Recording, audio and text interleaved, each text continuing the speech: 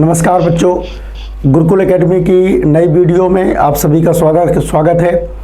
पिछली वाली वीडियो में हम लोगों ने एनवायरनमेंट और इकोलॉजी से संबंधित कुछ इम्पोर्टेंट संधियों और समझौतों पर चर्चा की हुई थी। जैसे हम लोगों ने सीखा था कि अर्थ समिट क्या है, कितने अर्थ समिट का आयोजन किया गया है।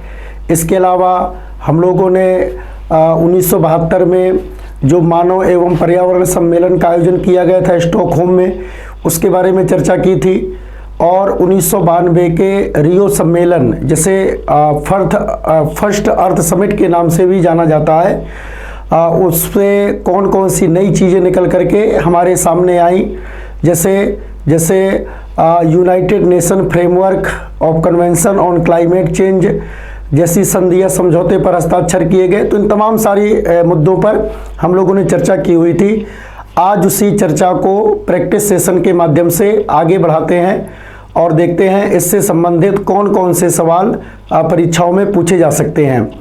तो जैसे आज का पहला सवाल है कि पृथ्वी सम्मेलन +5 आयोजित हुआ था 2005 में, 2000 में, 1999 में और 1997 में।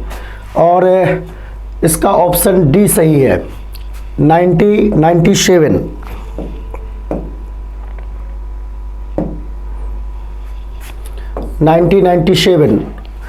देखिए, जैसे रियो सम्मेलन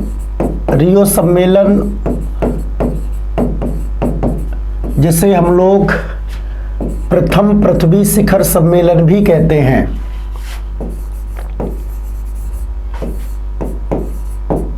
उसका आयोजन 1992 में हुआ था ब्राजील के रियो डी जनेरियो में। इसी प्रथम पृथ्वी शिखर सम्मेलन में एजेंडा 21 पर चर्चा की गई थी। और पिछले वीडियो में हमने इसमें डिटेल में डिस्कस किया था कि एजेंडा क्या है, 21 क्या है। जैसे 21 ये 21वीं शताब्दी को दर्शाता है और इस एजेंडा में 4 गोल को शामिल किया गया था जिन्हें हमें 21वीं शताब्दी में प्राप्त करना है। इन 4 गोल में जैसे जनसंख्या में कमी करनी है, गरीबी में कमी करनी है, वन और वन्य जीवों की संख्या में वृद्धि करनी है, जैव विविधता को बढ़ाना है। ये 4 गोल थे एजेंडा 21 में। तो एजेंडा 21 में जो गोल निर्धारित किए गए थे, उन गोलों को प्राप्त करने की दिशा में देशों के द्वारा कौन से सार्थक प्रयास किए गए, इस बात की समीक्षा के लिए 1997 में न्यूयॉर्क में जब यूनाइटेड नेशन जनरल असेंबली की मीटिंग का आयोजन हुआ, तो उसी साइड लाइन में इन 4 गोल की समीक्षा के लिए एक बैठक का आयोजन किया गया। इसी को रियो +5 के नाम से जाना जाता है। तो रियो +5, रियो 1992, और जब हम इसमें +5 जोड़ देंगे तो ये आ जाएगा 1997। और इसमें यदि जगह का नाम पूछा जाए कि रियो +5 का आयोजन कहाँ पर किया गया, इसका सही जवाब है न्यूयॉर्क में किया गया। तो आज के सेशन के पहले सवाल का सही जवाब है ऑप्शन डी। नेक्स्ट सवाल देखते हैं। निम्नलिखित कथनों पर विचार कीजिए। और पहला स्टेटमेंट है, धारणीय विकास लक्ष्य यानी सस्टेनेबल डेवलपमेंट गोल्स पहली बार 1972 में एक वैश्विक विचार मंडल यानी थिंक टैंक ने, जिसे क्लब ऑफ रोम के नाम से जाना जाता है, प्रस्तावित किया था। सेकेंड स्टेटमेंट है, धारणीय विकास लक्ष्य 2030 तक प्राप्त किए जाने हैं। उपर्युक्त कथनों में से कौन सा या कौन से कथन सही है? ऑप्शन ए केवल 1, ऑप्शन बी केवल 2, ऑप्शन सी 1 और 2 दोनों, और ऑप्शन डी ना तो 1 ना ही 2। और इस सवाल का सही जवाब है ऑप्शन बी केवल 2। देखिए, सस्टेनेबल डेवलपमेंट गोल एसडीजी का जहाँ तक सवाल है, तो सस्टेनेबल डेवलपमेंट शब्द का सबसे पहली बार प्रयोग 1987 में world commission for environment and development की एक रिपोर्ट आई थी और इस रिपोर्ट का नाम था आवर कॉमन फ्यूचर। इस रिपोर्ट का नाम था आवर कॉमन फ्यूचर। तो सबसे पहली बार सस्टेनेबल डेवलपमेंट शब्द का प्रयोग 1987 में world commission for environment and development की रिपोर्ट आवर कॉमन फ्यूचर में किया गया था। और सस्टेनेबल डेवलपमेंट का मतलब होता है कि एक ऐसा विकास जिसमें पर्यावरण को कम से कम नुकसान हो, पर्यावरण को कम से कम हानि हो, इस प्रकार के विकास को सस्टेनेबल डेवलपमेंट के नाम से जाना जाता है। यानी हमारी पृथ्वी में जो भी संसाधन हैं, प्रकृति द्वारा प्रदत्त जो भी संसाधन हैं, हम उन संसाधनों का विवेकपूर्ण तरीके से इस्तेमाल इस प्रकार से करें कि उन संसाधनों का प्रयोग तो हम करें, हमारी आगामी आने वाली जो पीढ़ियां हैं वो भी इन संसाधनों का प्रयोग कर पाए। तो इस प्रकार के विकास को सस्टेनेबल डेवलपमेंट के नाम से जाना जाता है। तो कुल मिलाकर के सस्टेनेबल डेवलपमेंट का अर्थ है कि इको फ्रेंडली डेवलपमेंट, पर्यावरणीय अनुकूल जो विकास होगा उसी को सस्टेनेबल डेवलपमेंट के नाम से जाना जाएगा। जैसे मान लीजिए आपको एक सड़क बनानी है, तो सड़क बनाने के लिए अगर पेड़ों को काटना पड़ रहा है तो हम पेड़ों की कटाई इस प्रकार से करें कि अगर हम एक पेड़ काटें तो 2 पेड़ पहले से रोपित कर दें। तो इस प्रकार का जो डेवलपमेंट होगा उसी को सस्टेनेबल डेवलपमेंट के नाम से जाना जाएगा। यानी हमारी पृथ्वी के द्वारा जो भी संसाधन हमें प्रोवाइड कराए गए हैं उन संसाधनों का बहुत ही समुचित और बहुत ही विवेकपूर्ण तरीके से इस्तेमाल हम विकास के कामों में करें, तो ऐसा विकास सस्टेनेबल डेवलपमेंट के नाम से जाना जाएगा। और 2002 का जो जोहान्सबर्ग सम्मेलन था, जिसे हम सेकेंड अर्थ समिट के नाम से भी जानते हैं, 2002 का, क्योंकि पहला पृथ्वी शिखर सम्मेलन तो 1992 में आयोजित किया गया था ब्राज़ील के रियो डी जेनेरियो में, और दूसरा जो पृथ्वी शिखर सम्मेलन है उसका आयोजन 2002 में जोहान्सबर्ग में किया गया था। ये जो सम्मेलन था जोहान्सबर्ग वाला, ये सतत विकास पर आधारित था। ये जो सम्मेलन था ये सतत विकास पर आधारित था। फिर इसके बाद में 2012 में भी रियो में तीसरे पृथ्वी शिखर सम्मेलन का आयोजन किया गया, और यह पृथ्वी शिखर सम्मेलन भी, तीसरा जो पृथ्वी शिखर सम्मेलन है, यह सम्मेलन भी सतत विकास पर आधारित था। तो देखिए, हम लोग 3 अर्थ समिट पढ़ते हैं। सबसे पहली बार अर्थ समिट 1992 में रियो में आयोजित किया गया था। जो दूसरा अर्थ समिट है उसका आयोजन 2002 में जोहान्सबर्ग में किया गया था। ये सस्टेनेबल डेवलपमेंट पर आधारित था। और तीसरा जो पृथ्वी शिखर सम्मेलन है उसका आयोजन फिर से ब्राज़ील के रियो डी जेनेरियो में किया गया, और ये सम्मेलन भी सतत विकास पर आधारित था।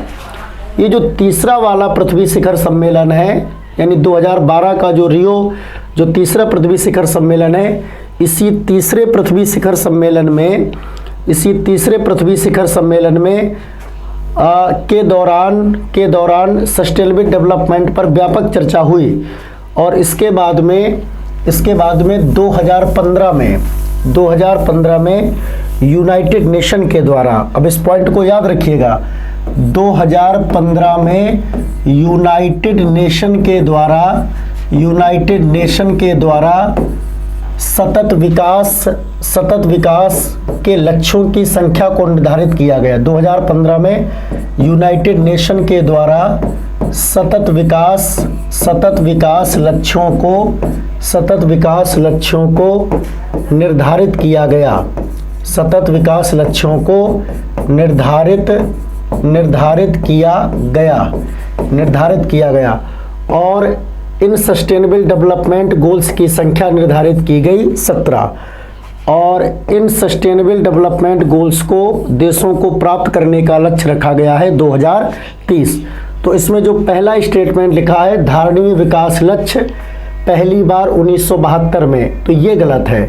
1972 नहीं बल्कि धारणीय विकास लक्ष्य पहली बार 2015 में, और क्लब ऑफ रोम के द्वारा नहीं बल्कि यूनाइटेड नेशन के द्वारा निर्धारित किए गए थे। तो इस हिसाब से इस क्वेश्चन का सही जवाब हो जाता है केवल 2।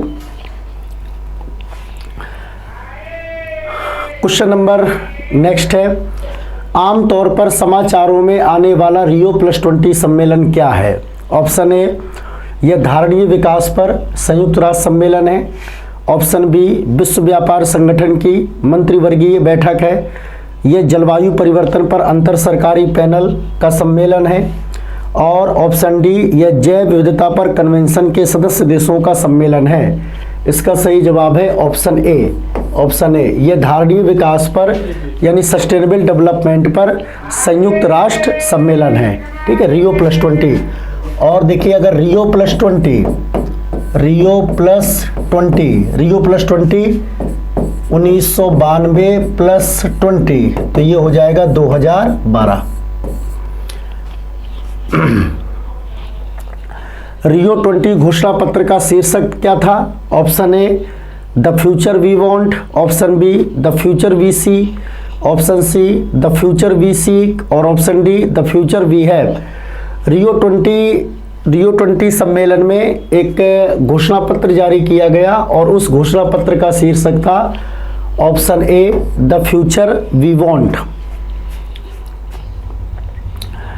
धारणीय विकास किसके उपयोग के संदर्भ में अंतर पीढ़ीगत संवेदनशीलता का विषय है? ऑप्शन ए, प्राकृतिक संसाधन। ऑप्शन बी, भौतिक संसाधन। ऑप्शन सी, औद्योगिक संसाधन। और ऑप्शन डी, सामाजिक संसाधन। तो जैसा कि आपने सीखा कि धारणीय विकास का मतलब होता है कि संसाधनों का इस प्रकार से प्रयोग कि उनके बर्बादी ना हो और प्रकृति के अनुरूप या इको फ्रेंडली जो डेवलपमेंट है उसी को सस्टेनेबल डेवलपमेंट के नाम से जाना जाता है। तो धारणीय विकास किसके उपयोग के संदर्भ में अंतर पीढ़ीगत संवेदनशीलता का विषय है? इसका सही जवाब है प्राकृतिक संसाधन। मतलब हम प्राकृतिक संसाधनों का इस प्रकार से एक्सप्लॉयटेशन करें कि वो हमारी ज़रूरतें तो पूरी करे ही करे, साथ ही साथ हमारी आगामी आने वाली पीढ़ियों की भी ज़रूरतों को पूरा कर सके। इसी को सस्टेनेबल डेवलपमेंट के नाम से जाना जाता है। तो इस सवाल का सही जवाब होगा ऑप्शन ए, प्राकृतिक संसाधन। भारत में धारणीय विकास के दृष्टिकोण से विद्युत उत्पादन का सबसे अच्छा स्रोत कौन सा है? ऑप्शन ए, कोयला। ऑप्शन बी, खनिज तेल एवं गैस। ऑप्शन सी, जल विद्युत। और ऑप्शन डी, परमाणु ऊर्जा। देखिए अगर कोयले से बिजली बनाई जाएगी तो हम सब जानते हैं कि कोयला को जलाने से फॉसिल फ्यूल्स निकलेंगे। कोयले को जलाने से फॉसिल फ्यूल्स निकलेंगे। कोयला एक फॉसिल फ्यूल्स है और इसको जलाने से carbon dioxide, carbon monoxide, sulphur dioxide, nitrogen के ऑक्साइड जैसी हानिकारक गैसें निकलेंगी। और ये गैसें हमारे पर्यावरण को प्रदूषित करेंगी। साथ ही साथ CO2 जैसी जो गैसें हैं वो ग्लोबल वार्मिंग के लिए जिम्मेदार हैं। तो कोयला को किसी भी प्रकार से या जीवाश्म ईंधनों को किसी भी प्रकार से धारणीय विकास के दृष्टिकोण से सुसंगत नहीं माना जा सकता है। इसी प्रकार से बच्चों, खनिज तेल एवं गैस ये भी एक प्रकार के फॉसिल फ्यूल्स हैं। कोयला भी एक फॉसिल फ्यूल्स है, खनिज तेल एवं गैसें ये भी फॉसिल फ्यूल्स हैं, इसलिए ये भी हमारे पर्यावरण को प्रदूषित करेंगी। जल विद्युत, ठीक है, इसका जो सबसे बेस्ट आंसर है और वो है जल विद्युत। यानी कि अगर हम पानी से बिजली बनाते हैं तो पानी से बिजली बनाने में किसी भी प्रकार से हानिकारक गैसों का या हानिकारक प्रदूषकों का उत्सर्जन नहीं होगा और हमारा पर्यावरण इससे अपग्रेड होगा। तो इस सवाल का सही जवाब है ऑप्शन सी।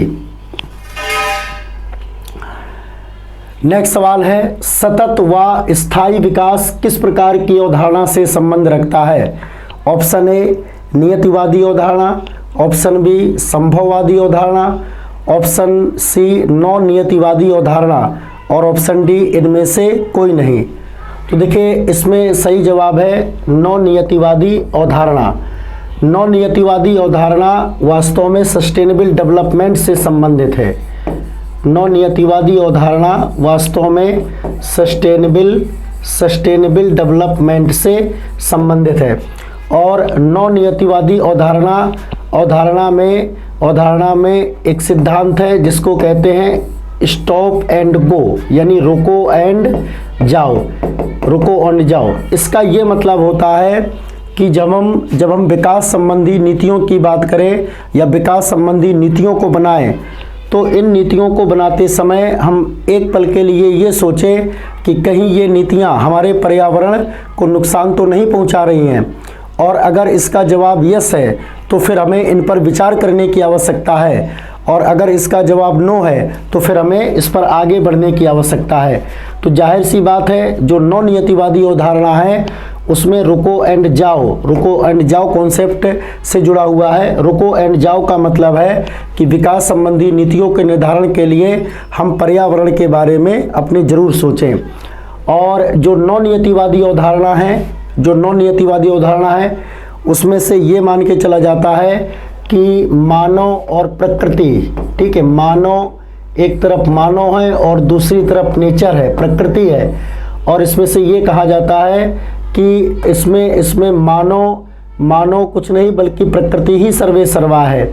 वहीं दूसरी ओर विडाल ला डिला ब्लास जैसे विद्वानों का मानना है कि संभववादी अवधारणा के अंतर्गत मानव सर्वे सर्वा है और प्रकृति मानव के वश में है, और हमारी जो प्रकृति है वो मानव से संचालित होती है। तो खैर सतत व स्थायी विकास का संबंध किससे है? नौ नियतिवादी अवधारणा से है। जैसे ग्रिफिथ टेलर जैसे जो विद्वान हैं वो नौ नियतिवादी अवधारणा से संबंधित है। सतत विकास लक्ष्यों की संख्या संयुक्त राष्ट्र के द्वारा कितनी निर्धारित की गई है? Option A 14, option B 15, option C 16 और ऑप्शन डी 17। तो सतत विकास लक्ष्यों की संख्या है 17, और ईयर भी याद रखे रहिएगा। ये सतत विकास लक्ष्य किसके द्वारा निर्धारित किए गए? यूएन के द्वारा। कब निर्धारित किए गए थे? 2015 में। इनकी संख्या 17 है, और इन्हें कब तक प्राप्त करने का लक्ष्य रखा गया है? वर्ष 2030 तक इन्हें प्राप्त करने का लक्ष्य रखा गया है। जैसे ये आपके सामने सस्टेनेबल डेवलपमेंट है, sustainable development SDG, sustainable development goal. जैसे पहला सस्टेनेबल डेवलपमेंट गोल है नो पॉवर्टी, यानी हमें गरीबी को ख़त्म करना है। तो SDG 1 sustainable development goal, SDG 1 हमें गरीबी को ख़त्म करना है। Sustainable development goal number 2, sustainable development goal number 2 है नो हंगर। तो SDG 2 है नो हंगर, यानी हमें दुनिया से भुखमरी को समाप्त करना है। तो ये बहुत इंपॉर्टेंट है हर सस्टेनेबल डेवलपमेंट गोल। जैसे SDG 1 पावर्टी की बात करता है, नो पावर्टी। SDG 2 हंगर की बात करता है कि हमें भूख के किसी भी रूप को इस पृथ्वी से समाप्त करना है, नो हंगर। इसी प्रकार से सस्टेनेबल डेवलपमेंट 2 हेल्थ से संबंधित है, गुड हेल्थ से संबंधित है। सस्टेनेबल डेवलपमेंट जो गोल है वो एजुकेशन से संबंधित है। सस्टेनेबल डेवलपमेंट जो गोल 5 है वो आपके जेंडर इक्वलिटी से संबंधित है कि महिलाओं और पुरुषों के बीच में किसी भी प्रकार का कोई भेदभाव नहीं होना चाहिए। और जैसे हमने अभी 8 मार्च को विश्व महिला दिवस मनाया, तो अगर हम विश्व महिला दिवस को या अंतर्राष्ट्रीय महिला दिवस को सस्टेनेबल डेवलपमेंट गोल के साथ में जोड़ करके देखें तो फिर इसको SDG 5 से जोड़ा जाएगा। और इसी प्रकार से सस्टेनेबल डेवलपमेंट गोल नंबर 6 ये क्लीनलीनेस और सैनिटेशन से संबंधित है, यानी साफ सफाई और स्वच्छता से संबंधित है। ये आपका सस्टेनेबल डेवलपमेंट गोल नंबर 6। तो इस प्रकार से सतत विकास लक्ष्यों की कुल संख्या 17 है और इन्हें वर्ष 2030 तक प्राप्त करना है। निम्नलिखित में से पर्यावरण का कौन सा जैविक घटक है? ऑप्शन ए मृदा, ऑप्शन बी प्रकाश, ऑप्शन सी वनस्पतियां एवं जीव जंतु और ऑप्शन डी वर्षा। तो इसमें पर्यावरण का जैविक घटक है ऑप्शन सी वनस्पतियां और जीव जंतु। जैसे अगर हम अपने एनवायरनमेंट के कंपोनेंट की बात करें तो पर्यावरण के घटकों में एक तो आता है बायोटिक कंपोनेंट और दूसरा आता है एबायोटिक कंपोनेंट और इसमें तीसरा कंपोनेंट आता है एनर्जी कंपोनेंट। तो बायोटिक कंपोनेंट में प्लांट आ जाते हैं, यानी जितने भी लिविंग थिंग्स हैं, प्लांट हैं, एनिमल है, वो सब पर्यावरण के बायोटिक कंपोनेंट कहलाते हैं। और जो नॉन लिविंग थिंग्स हैं वो पर्यावरण के एबायोटिक कंपोनेंट के अंतर्गत आते हैं।